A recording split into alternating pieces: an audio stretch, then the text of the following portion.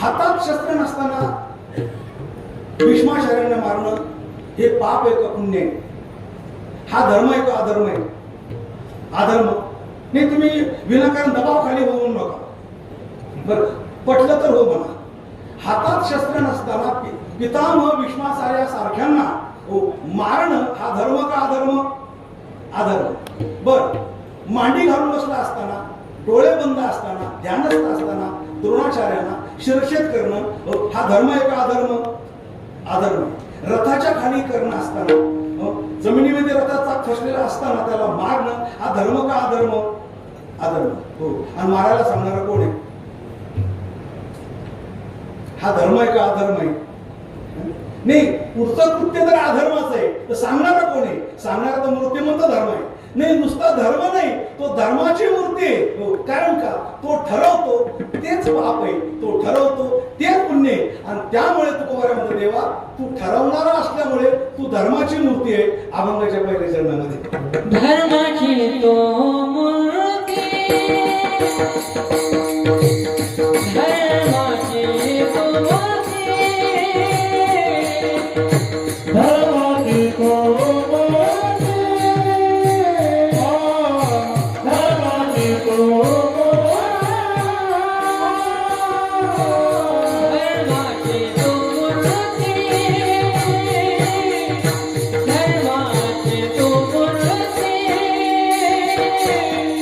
धर्माची तो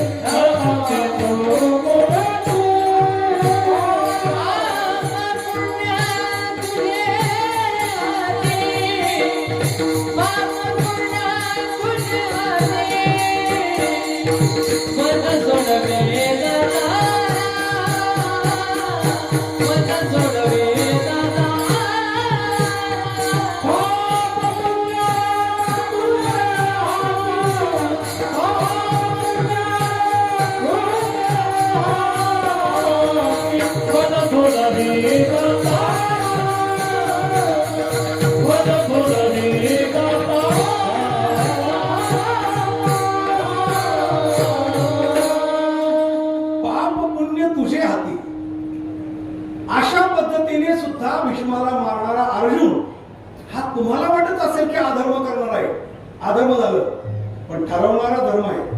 कारण पाप पुण्य त्याच्या हातात आहे. मी सांगितलं ना, ऍक्सिडेंट कसा झालाय महत्वाचं नाही, पंचनामा कसा झालाय महत्वाचं आहे.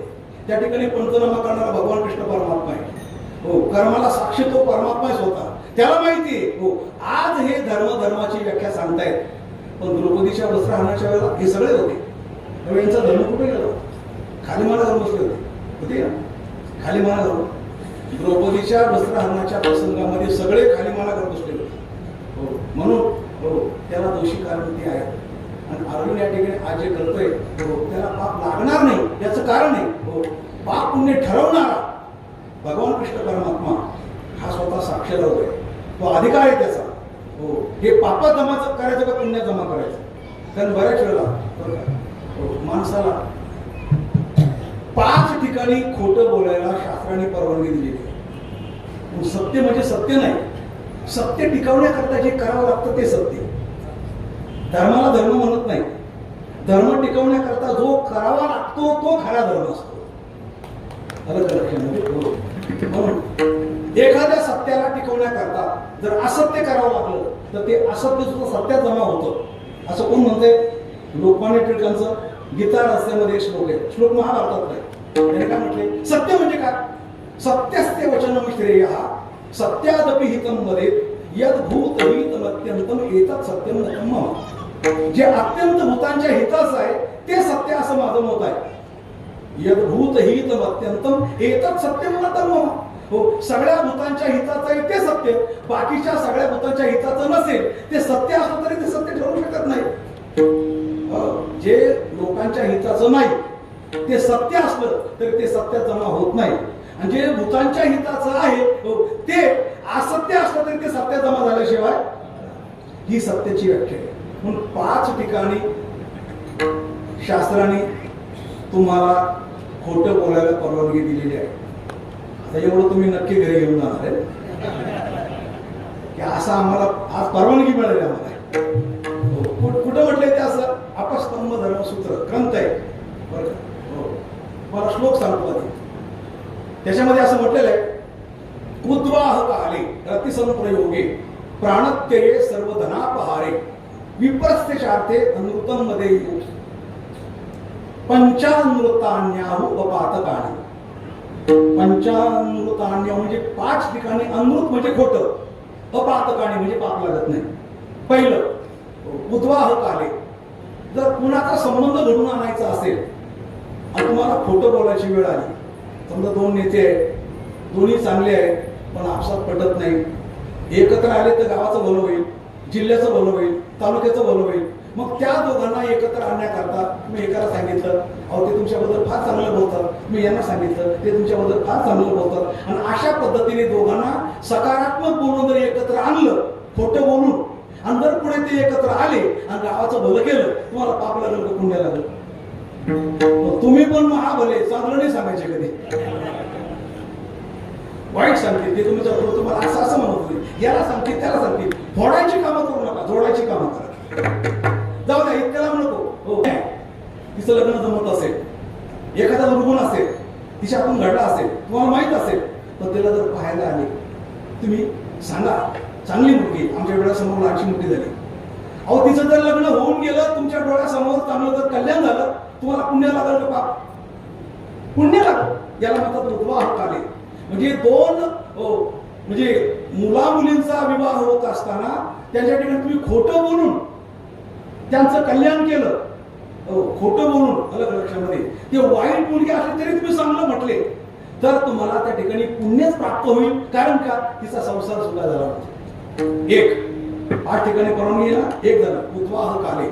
आता रती संप्रयोगे हे नंतर सांगतो बरं, थोडं वादग्रस्त आहे म्हणून. रती संपर्क आले. आता उद्वाह काळे रती संपर्क आले प्राणत्यये, आपला प्राण जायची वेळ आली तर प्राण वाचवण्याकरता तुम्हाला खोटं बोलायला परवानगी आहे. तुमचा प्राण वाचवणं हे पुण्याचं काम असल्यामुळे खोटं बोलून तुमचा जीव वाचवू शकता. अलग लक्षामध्ये हो इथं खोटं बोलायला परवानगी आहे. प्राणत्यये सर्व धनापहारे, आपलं धन चोरण्याकरता चोर आले त्यावेळेला तुम्ही खोटं बोलून आपल्या धनाचं रक्षण करू शकता. ते जर मॅडम सुरू ठेवली सांग कुठे पैसे, अरे काहीच नाही पैसे, काय तुम्हाला पाप लागणार नाही. धनाचं रक्षण करायचंय ना, त्याला तुम्हाला पाप लागणार नाही. धनापहारे किती झाले आता 4. हो धनापहारे आणि विप्रस्थेशार्थे. आता मी याच्यात आणखी एक जोडतो, गाय ब्राह्मणांच्या रक्षणासाठी तुम्हाला जर खोटं बोलायची वेळ आली तुम्ही खोटं बोलून त्यांचं रक्षण करू शकता.